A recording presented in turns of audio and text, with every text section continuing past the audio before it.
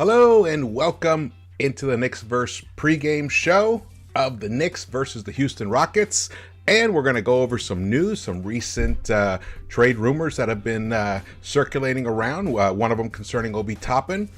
And there has even in that same article, there was a discussion about Julius Randle. So we're going to discuss whether it's the right time to maximize Randle's value, or is he someone we can build around to turn this thing into a contender? So we're going to discuss all of that. But first of all, if this is your first time here, please subscribe, hit that thumbs up button, and turn on the notification bell so you are alerted when I drop a new video or I go live here on the Knicks-Verse. And definitely drop your comments. I want to hear your thoughts. I want to hear if you feel a trade is a good thing. A good idea. I'd love to hear your ideas, your thoughts for actual trades, especially concerning Obi and Julius, but anybody at this point, because we're getting close. We're at the end of the calendar year for 2022, and I want to say Happy New Year's Eve to everybody out there, the Knicks family. Just want to say I appreciate all the support that everyone's been giving the channel. And I just hope that everyone has fantastic New Year's, and that if they're doing great, if they're succeeding right now, that it continues. And if things haven't been going your way, I hope they start going your way. All right, let's get going here.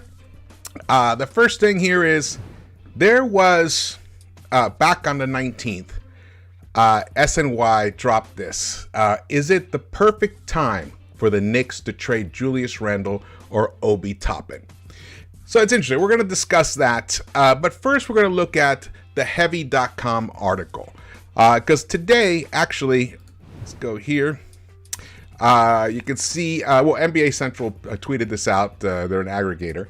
They tweeted out, the Indiana Pacers and New York Knicks have discussed a trade centered around Obi Toppin, per Sean Devaney. I think that's how you say his name. So the Heavy article, Knicks engaged in Obi Toppin trade talks with conference rival. That's the report. And we're going to go through that article, look at what's been discussed there, and then we're going to discuss it. We're going to discuss it here. First of all, shout out to the chat. Thank you guys for joining me. What's up, Fritz? Good to see you, brother. NCEXNYC. What's up, man? Joseph A. All right, man. It's good to see you. We got a nice group here.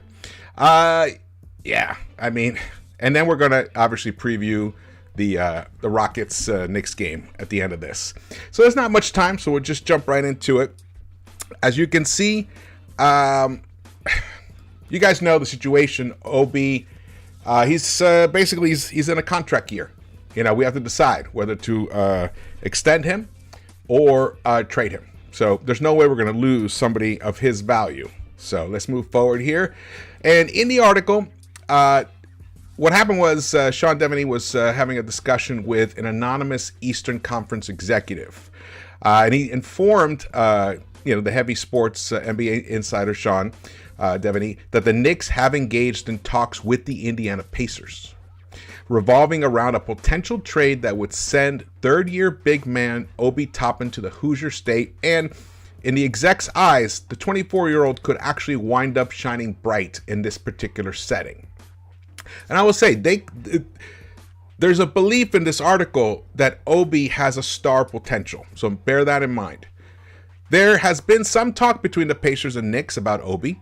He fits in Indiana, especially if they keep Turner. Obi is a rim runner. He has some toughness. He has athleticism. He needs minutes. And a team that is rebuilding with young talent like Indy is a really good match, the exec told Devaney. The executive would continue by stating that Indiana has some extra first rounders that could be available for the taking in this year's NBA draft, which, considering the idea that the Knicks are stockpiling picks, could bode well for a potential deal to ultimately be executed. So that's good. That seems good. I mean, that's something definitely that Leon is hungry for, stockpiling even more picks for the next big superstar trade that becomes available. There's been rumors of Zach LaVine, what's happening with Minnesota and Karl Anthony Towns. Whether any of those two are even better than what we were offered in Donovan Mitchell, it's debatable. At this moment, it doesn't look like they are, because the season that Donovan's having is just tremendous. But it's interesting. I mean, also remember, this is not just about acquiring one. It might be about acquiring two superstars, or a superstar and like an upcoming star. So let's keep going here. While they gave no indication of how far these discussions have gone, there is a strong argument that a rebuilding team such as the Pacers could be an ideal landing spot for the young talent, as they could offer one major luxury that New York, as currently constructed, cannot: ample playing time. And we all know the frustration. There's an Obi camp that just wants to see Obi play, and they want to get rid of Julius by any means necessary. I was definitely in that camp before the recent 20 plus games that Julius has put together now. He seems to have really adopted a more team-friendly mentality, except for that one moment where he got thrown out of the game. But even then, he owned up to it. So that was a good thing. I think Jalen Brunson has had a very good calming influence on him, a maturing influence on Julius. And we can almost argue, if you take the first 10 games or so away, since then, Julius might be having an even better season this year than he had in 2020-21 when he was an all-star and all-NBA player. So bear that in mind. Let's go to the next one. So here, Knicks big can be a star with more minutes. I told you, that's their take on this, which is how, if you are a team looking at Obi, that's how you should be looking at Obi, because he does have that pop potential. Does he get lost in his understanding where to be defensively at times? Yes, absolutely. Does he then give you an interesting block out on the wing? Yes. Can he get a steal? Yes. So he's, on the defensive end, he's still a work in progress, but offensively, he has moves that are just outstanding. I mean, there was a stretch there before he, went cold. I remember those ironically, Obi's first 10 games were outstanding this season. And then he just dropped off the map. So, but you never know. It could be maybe the injury was starting to bother him, or who knows what's going on. But the point is, he showed some flashes of dazzling flashes. He was on ESPN highlights almost every single night during that 10-game stretch. And even beyond, stretching back to last season as well. So that's the thing. So we have to make sure that we value him that way so that we can get the commensurate value in return for him. All right, to keep going. If you guys can hit that thumbs up button for me, it'd be great. We survey 100 people, brother. Good to see you, man. The Svi Hive. Yeah, I love me some Svi.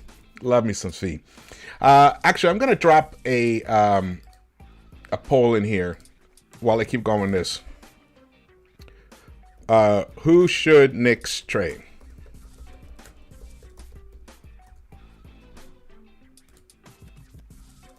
Obi Toppin or Julius Randle?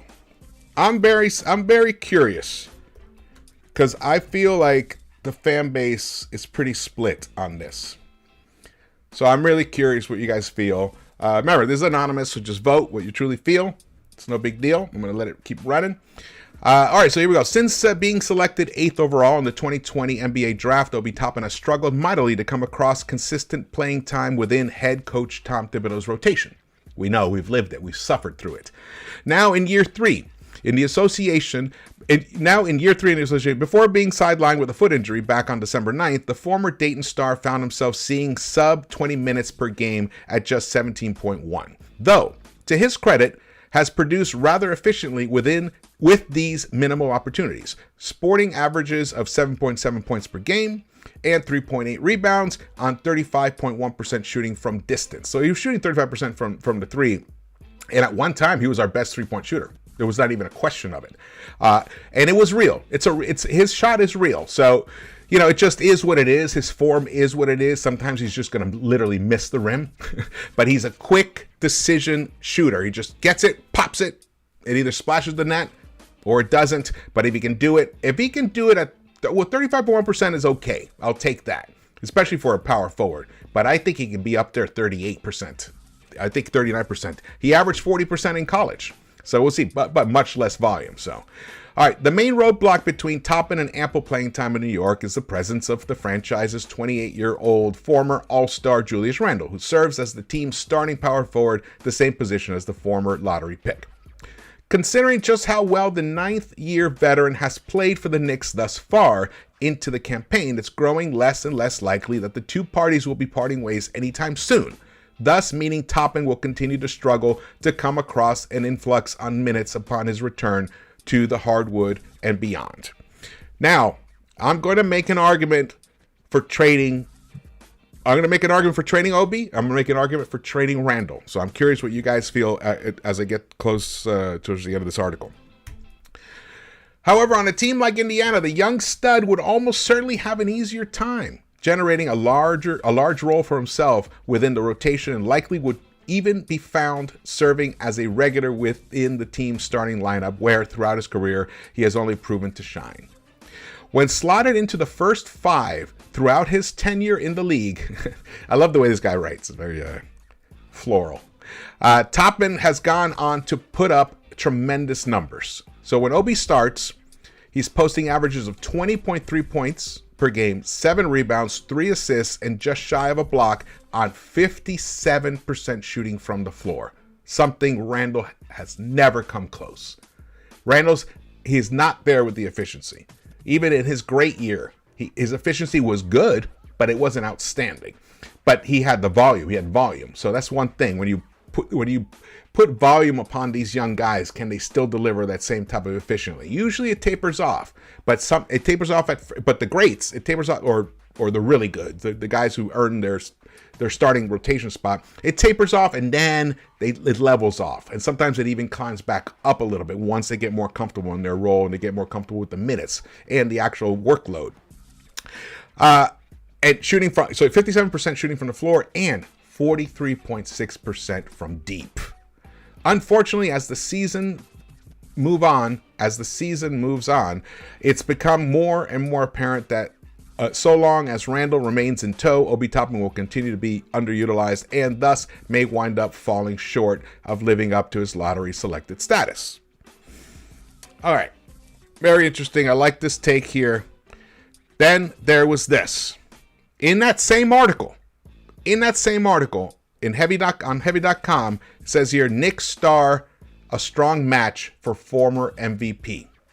And you can see NBA Central pick this up. NBA executive believes Julius Randle could benefit playing next to Giannis Antetokounmpo in Milwaukee. If the Knicks wind up shopping Julius Randle this trade season, one Western Conference GM told Heavy Sports NBA insider Sean Devaney that an ideal landing spot for the former All-NBA forward could be the Milwaukee Bucks. He might fit well with a team that has multiple options, multiple pretty good options like Milwaukee, the general manager told Devaney. Okay, so there we have that. Now, here's my argument for trading Obi. It looks like what they say, and we've seen it, he's just never going to get enough minutes to justify giving him the contract that he should be getting on his team, because he'll always be second fiddle to Julius. That's number one. Number two, it's obvious Tom Thibodeau doesn't really know how to run a small ball lineup. And Obi should be playing the 5 in that lineup and Randle the 4. And they should be practicing that, trying to work out the kinks. It's easy. It's not easy is my point. It's very difficult to make that work, and they need time. And I don't think Thibs even has the desire, number one, or the wherewithal to even pull it off. But when you see how some teams do it, like the Clippers, it's very, very effective. So do I think it could work? I do think it could work. I've seen flashes of it. There's like 2 or 3 minutes there where like, wow, they look dominant. Even if it's sloppy sometimes, they're still dynamic. They're dynamic. They're a nightmare for the other team. And that's the difference. Yes, do we struggle a little bit more on defense? Absolutely. But does the other team struggle even more than we do on defense? Yes, that's what I see. But If Tom Thibodeau isn't going to do it, then there's a very good argument for trading Obi Toppin.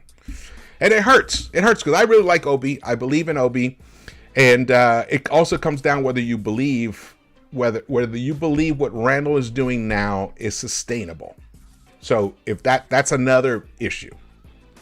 The third reason for trading Obi Toppin is because we could get some assets back in return that have some decent value that we can then use them to flip them for that big star.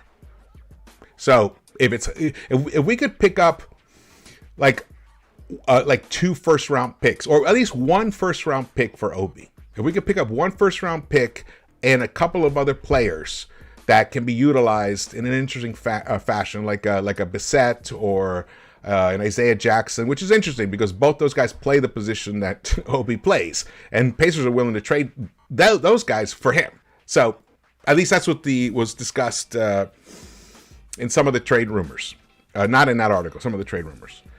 So we can get some assets. It would be nice. It would be nice, and some assets that aren't like competing with Randle for starters minutes. Could be somebody who could be a solid backup for Randle. And maybe we can acquire a wing or something in exchange. Maybe it's a 3-team deal. Not sure. But if it could add plus side assets to this roster, then that's a good argument for trading Obi. Because right now, you could say Obi is being underutilized. So if you can maximize his value in a trade, then that's a great argument to do it. So those are the arguments for trading Obi. The arguments for trading Randle are, if you don't believe that he can sustain this type of, the new Randle that we've been seeing, then this might be the time to move on from him because his value will never be higher than it is now. One reason we couldn't trade him before is because we'd be selling low on him because we knew that he had this in him. It's just a matter of consistency. It's a matter of mindset. It's a matter of commitment on the defensive end. We saw him slacking in the first half of this season, the first 10, 15 games. We saw him watching, not closing out, not switching properly. And since then, he definitely has made a tremendous effort to become a better defender. And that coincided with Grimes returning into the lineup and finally getting his legs under him, and then Thibs turning to Deuce. So when you're on the floor with other hustle guys, the guys that really put it all out there defensively, you're exposed even more. And Randle has pride, so he didn't want to be exposed. So it motivated him to become a better defender, the way he was defending back in 2020 and 21, where he actually was a very good defender that season. The thing is, do you believe it? And the thing is, okay, so that's one thing. That's one thing. Wait, hold on. Somebody. Okay, good. The other thing is, do you believe? So, what's the advantage of holding on to Randle? Do we think we're going to win the championship with Randle and Brunson and RJ? Be honest. Let's be honest. Do we think so? I mean, I know the answer. Do we think we can hold on to the 6th seed? I mean, we lost 3 in a row with RJ and Brunson, and then it continued to spiral out since then. We won 8 in a row as well, for sure. I'm glad I'm having this discussion right now when the Knicks are 18-18, and they're facing a young, athletic team like the Houston Rockets, who we struggle against. And one of the reasons we struggle against is because we don't have long athletic players on this roster. We have one, Cam Reddish, but he doesn't play, and we're not going to discuss him too much. Randle can be considered that type of guy, but he doesn't. He gives a good effort against like quicker, more athletic wings at times, but he still gets cooked. It's going to happen. So. You can argue that the main reason for trading Randle now is, look, Randle is on a different timeline. He's 28 years old. He's going to be 29 soon. He's in the prime of his career. He has a good contract, and a team that is looking to win now could use him and pay the price that we deserve for him because of the way he's been playing of late. So his value is at his highest, and if we can then readjust this team so that we can start adding more younger pieces, like Brunson was an interesting one because he was 25. I think he's 20. He just turned 26, but he feels closer in age than to the core of the group than Randle. I mean, he is. He definitely is. But just also in his mindset, he's a good leader, and he's not going anywhere. That's for sure. If you flip Randle right now, we're going to get more for him than what we would get for Obi. So, and the question is, what does holding on to Randle do for us? Does it keep us in the middle? Stuck in the purgatory of the middle? And then there's always the chance that, the off season, he gets distracted. He doesn't come in with the same conditioning that he did this season and he did in 2020. Remember in 21, after he got his contract, he came in not in great shape. He struggled, and then he had the whole thing with the fans. That Randle is still there.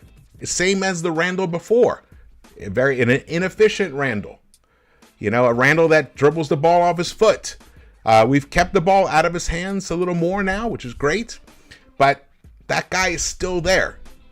So there is a great argument for moving on from Julius Randle right now when there are teams that are looking to win and they could pay an interesting price, like a Phoenix Suns, like a Milwaukee Bucks. Though I'm not sure what the Bucks what they would have for us right now. I think they have some first round picks. I'm not sure, but that's the situation right now. And thing is, with Tom, my main issue with Tom Thibodeau is that he just wants to win now. And to him, winning is just getting into the playoffs. That's enough for him. That's enough for him to hold on to his position and maybe even get an extension eventually. Because if he delivers a 6th seed, or even if we get into the play-in and then win and get into the playoffs, he justifies his relevance. He says, "Look, it works. I mean, look what this team was before I got here. You guys were, dirt. Now, I've delivered 2 out of my 3 seasons. I've delivered a playoffs." So, but then again, it's like, are we ever going to contend? Are we ever really going to be there with the Celtics, the Bucks, even the Sixers? Look at Miami Heat. They could flip a couple of their players, and there's rumors of them going back after LeBron. Miami Heat makes a trade that can be back up there relevant. They were in the Eastern Conference Finals last season alone. Then there's teams like Toronto. I like the way they're set up. Who else? Indiana Pacers next year are going to be even better. We're talking about the Pacers. They're going to be scary. They're going to be not scary, but they're going to be tough to deal with next season. So are we going to really break through and make it to the second round? Look at the Cleveland Cavaliers. Are we on par with that team with a Randle as our centerpiece? These are the hard questions that you have to ask yourself when you're trying to construct a team that wins sustainably into the future and has a chance to compete for the ring. That's what this is about. We want to win the ring. I want to be lose my fucking mind when we finally are the last team standing in a season. I haven't had that since I was a little kid. And there's nothing better, no better feeling. Imagine us after all this suffering. We finally get there. So what if we trade Randle within the next 3 or 4 weeks and we get some interesting pieces, some interesting draft picks, and okay, so we don't win as much. Is that the worst thing that could happen to us? What if we improve our lottery odds and somehow luck ourselves into getting Wemby or Scoot? That's going to change this franchise. I was pissed off that we traded out of the last draft. What if we had gotten, traded up with the Pacers and gotten Mathurin? Or what if we had stuck there and gotten AJ Griffin or Terry Eason or Jalen Williams or who else? There's Duran. We actually had Duran. I mean, those guys are interesting players. Those are quality players. We ended up with nothing. Yes, we signed Jalen Brunson, but I think I believe that there were other ways to do that. Basically, what we did was we used the 2022 draft pick to get out from under some bad signings that Leon did the season before. Nerlens, Burks, Kemba. So that's the situation. Let me take a little breather for a second right now. I've been talking a lot. The game starts tonight at 7. Knicks have to win, man. Knicks have to win. All right, let me look at the poll right now. We got 62 to 38. People believe Randle should be traded over Obi. I'm with you guys. on this situation. Because for the same reasons that the Indiana Pacers want to make this trade is the same reasons that I want to not make the trade. I believe that Obi can be I used to think he could be a 2010 guy, but he's not as ferocious a rebounder as Randle is. Nowhere near that. That is for sure. But 20-7, 20-8, giving us some really good three-point shooting and some slashing to the basket. I mean, thing is, these are all things that Randle's starting to do now, has been doing of late. Well, then that's more of an argument to trade him now, because we're not going to win with him. We're not going to win a ring with him. We're just not. That's just the reality of it.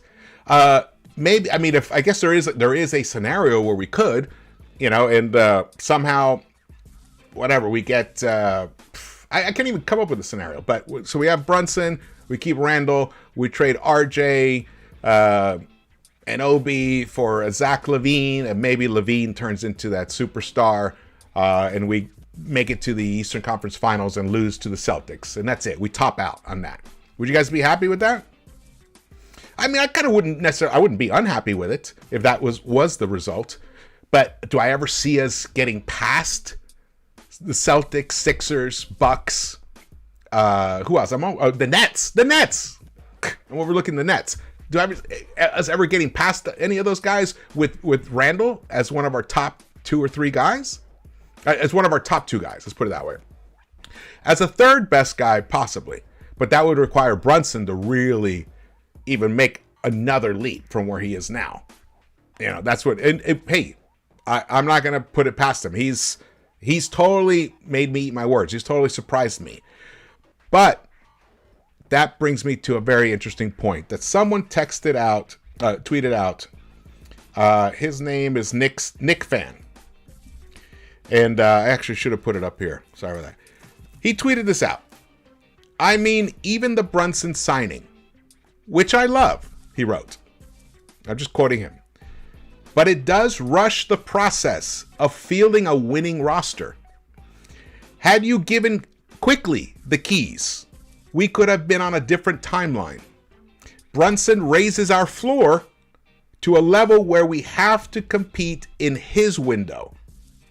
Just my 2 cents, he says. I get what he's saying. What he's saying is, we added a guy like Brunson too early.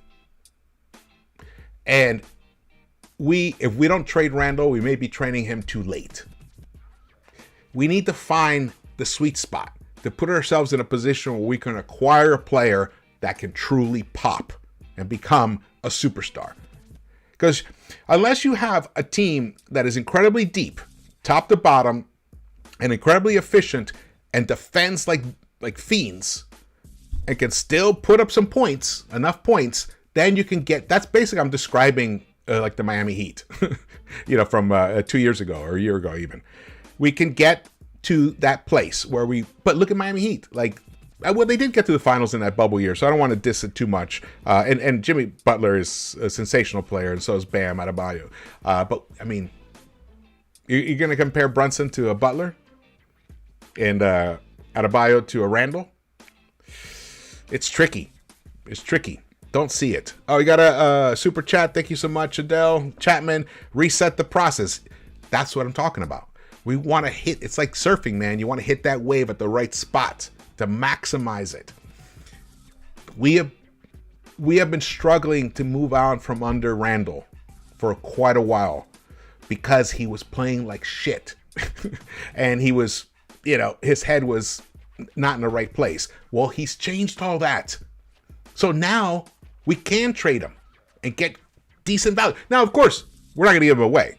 This is only if the right deal presents itself. I'm off.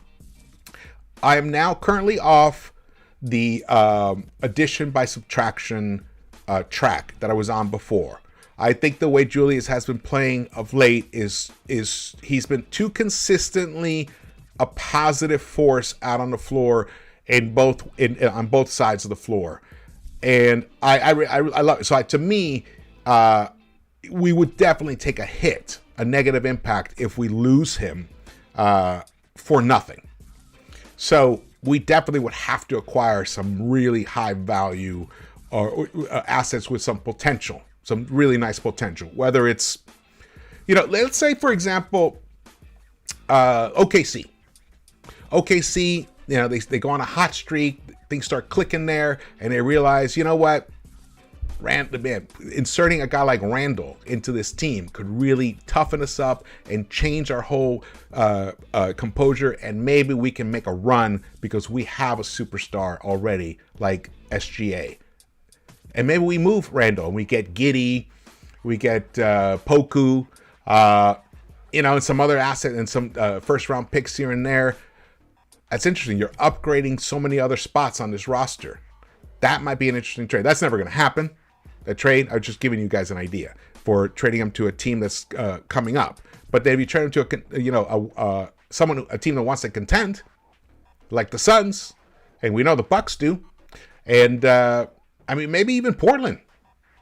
I know they got Jeremy Grant, but let me tell you, I would take Randle any day over Jeremy Grant. The Randle that's playing right now, absolutely, and that might catapult the Blazers into a conversation.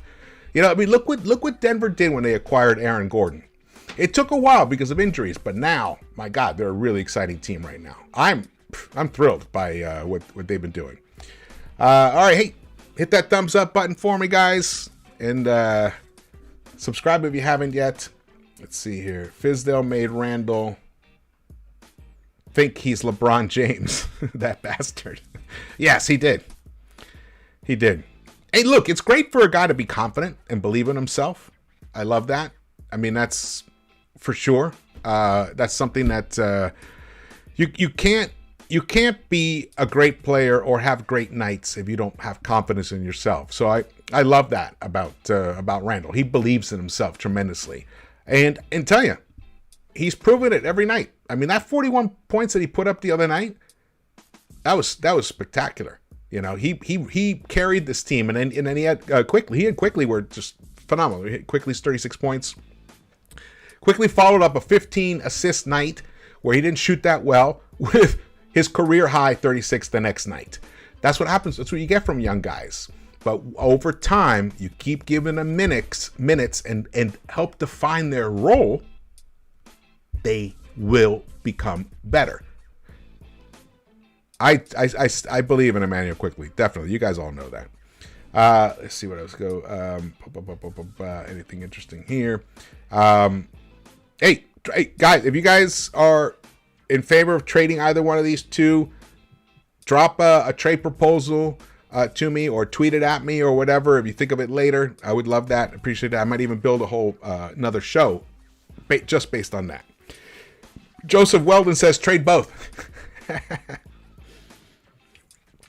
All right. Let's go to previewing the game tonight. All right. So it looks like do we have a confirmation if Brunson is in or out? Where's my guy? We survey 100 people. He's always on top of that. Let's see here. Oh, okay. So Mark Berman just chimed in 30 minutes ago on the Obi rumors. I haven't read it. I'm reading it to you guys now. Interesting timing. Thought ESPN reported the Knicks would be without CAA's Obi Toppin for 2 to 3 weeks with his broken fibula. It's more than 3 weeks, and Obi said he's not even on the verge of returning to practice. It's true. Interesting timing. Quentin Grimes returns home to Houston as a big part of the Knicks core, tweeted out Steve Popper of Newsday. Then he retweeted, Grimes has at least 40 guests here tonight. I must be doing something right if they're coming out on New Year's Eve. Yes, you are, man. Yes, you are. I mean, you kind of disappeared in the Spurs game, but yes, you are. Knicks announced Jalen Brunson's sore right hip has been ruled out of tonight's game. Rockets, Alperen Sengun, late scratch with a sore lower back. So that helps us. That helps us a lot because he's a difficult matchup. Let's see. Okay, so all right, so it looks like probably quickly he's going to get the start again, and we're probably going to get the same team that we saw against the Spurs and against the Spurs. Yeah. Oh man. Let's see what we got going here. How bad is that injury? Well, here's what it is. It's not necessarily a weight-bearing bone. It's the little bone that goes alongside, I don't know what the name of it is, the larger bone of the leg. But they attach to the kneecap area. And, you know, I mean, when I said 2 to 3 weeks, and they said a non-displaced fracture, when I read up on it, they said most likely 6 weeks on the internet. So that tracks for him to be out there maybe mid-January, which is what I felt all along. You know, he got on December 9th, he got hurt. So maybe the latter half of late January, maybe around the 18th, January 18th, maybe the 20th, around there. That's where I expect Obi to be back, especially with his style of play. You know, he has to feel confident that the leg's going to hold up. You don't want him thinking about that. So it's the situation there. All right, let's look at the tail of the tape. The last 10 games of the Rockets, they're 3-7 in the last 10. In the last 10, the Knicks are 5-5, but we have lost. We have lost 5 in a row. Man, and if we don't win tonight, it'll be 6 in a row, and then we have Phoenix on Monday. So we could be staring at completely undoing the 8-game win streak with a 7-game losing streak. So why tonight is a really important game. The Rockets, they're probably one of the worst scoring teams. It doesn't say here. Let me pull it up here. They are one of the worst scoring teams by far. Only 108.1 points per game. And the Knicks are at 116.6, which is very good. It's very good. Here we go. It's taking forever to find this here.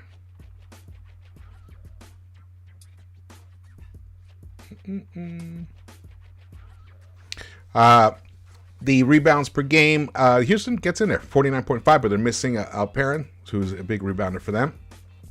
The assists have drifted downward, 22.8, and they're at 22.4. Field goal percentage, we're shooting 47% in the last 10 games. They're shooting 44.7%. Three-point shooting, Rockets are one of the worst three-point shooting teams. They're at 30.3. We were once one of the worst. Now in the last 10, you can see we're up to 38%, which is pretty good.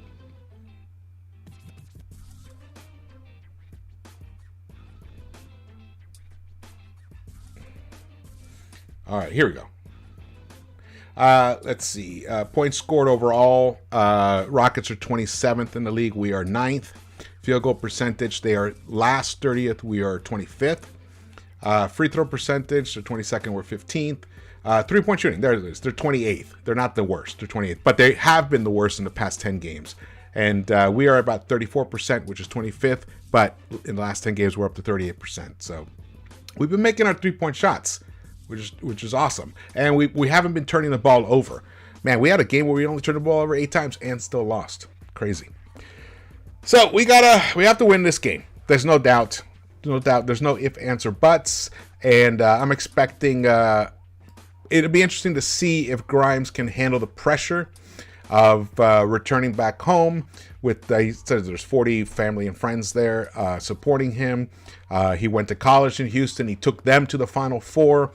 So it'll be interesting if he can rise up to the pressure of that. We saw him, hate to use the word choke, but we saw him choke against the Bulls and missed those 2 free throws, which could have sealed the game for us. But he wasn't the only one who did that. So did Jalen Brunson. I still can't, even when I say it, I choke up a little bit to think that 2 guys hitting 80 and 82% of their free throws all season long, they missed 4-4. It's just shocking. But let's see what kind of, and also another big thing is if Quickly can follow up where he can marry the outstanding playmaking type performance that he gave in the first half in that Dallas game with the scoring that he gave us in the last game. If he can marry those two and give us an all-around, well-rounded performance, that's what I'm curious to see if he can do that. I'm also curious to see if Thibs utilizes Fournier again off the bench. I kind of highly doubt it because we're dealing with a younger athletic team. So it says turn to Cam. Will he? We know the truth about that is. It's also another big question mark is what's Deuce going to give us offensively? Defensively, he's been outstanding, but he's got to become more consistent. He's got to hit that 3-point bucket. He's got to, if he hits it, 38%, 39% with his defense, that's an outstanding rotation piece. That's the type of rotation piece that's on a winning, contending type team that comes off the bench, locks down the other guy, and can hit you a bucket here and there. Who am I describing? A PJ Tucker. That's what I'm describing, a PJ Tucker. If Deuce can do something like that, then we really got something. Sims, what's he going to give us? Hartenstein. Are Sims and Hartenstein going to be sharing the floor again together? I mean, they've been disappointing defensively. So let's see what happens there. What's another? And if Randle, if he still has, gas in the tank, because they got fried in that overtime game. Fried in that Dallas game. And we saw kind of basically it was a bit of a hangover that lingered into that San Antonio game. So we'll see. There's a lot of question marks, and I'm curious to see the demeanor of the team. I have a feeling they've shaken it finally off. It was hard for that Dallas loss was tragic. It was terrible. And we all heard that Julius just destroyed some chairs in the locker room, in the visitors' locker room, and even in the hallway, just went nuts. And sometimes, that's good, but sometimes that kind of, maybe the team's a little too rattled, and they need more of a steadying type leadership. And it's hard for Brunson to give you that because he's not going to be on the floor.